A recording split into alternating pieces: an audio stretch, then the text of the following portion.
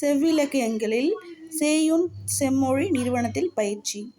சென்னையில் உள்ள மத்திய அரசு நிறுவனமான செம்மொழி தமிழாய்வு நிறுவனத்தில் மே 15 முதல் செவ்விலக்கிய மரபில் சேயோன் என்ற தலைப்பில் ஒரு வார பயிலரங்கம் நடக்க உள்ளது.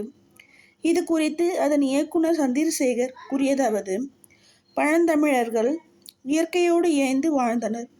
அவர்கள் நில அமைப்புக்கு ஏற்ப தொழில்களையும் தெய்வங்களையும் வழிபட்டனர். அதன்படி மாயோன், சேயோன், வேந்தோன், வருணன் ஆகிய தெய்வங்களை வழிபட்டதாக தொல்காப்பியம் கூறுகிறது.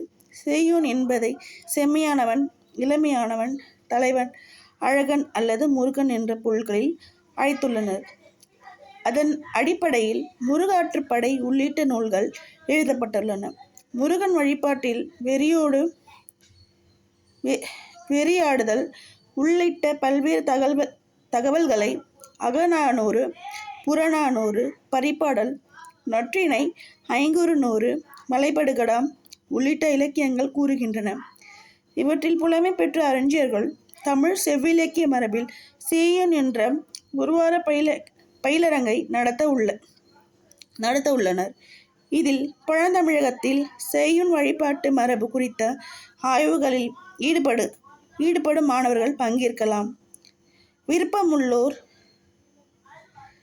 கீழ்கண்ட இணைய வழி விண்ணப்பத்தை பூர்த்தி செய்து மே 2க்குள் விண்ணப்பிக்கலாம்.